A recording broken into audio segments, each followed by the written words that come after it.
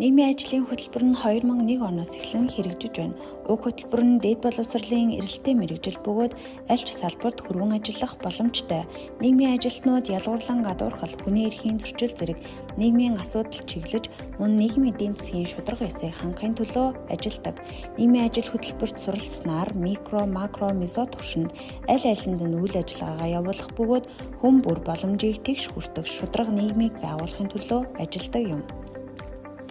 Гадаад хэл орчуулга хятад хэлний хөтөлбөр суралцсанаар орчин цагийн хятад хэлийг мэргэжлийн түвшинд эзэмших бөгөөд оюутан солилцооны хөтөлбөрт хамрагдах боломжтой. Мөн туршлагатай гадаад болон Монгол багш нарын сургалтын арга суралцлагын зэрэгцээ гүнзгий институтэд хамрагдан гадаад хэлний мэдлэг ур чадвараа систем зэгээр хөгжүүлэх таатай боломж бүрдсэн. Тухайн мэргэжлэр төгссөн төгсөгчд нь мэргэжлээрээ ажиллах төдийгүй төрийн болон бусад байгууллагуудад хөрвөн ажиллах боломжтой. 计算机专业课的教学，还有实习设备的维护。那我是于2025年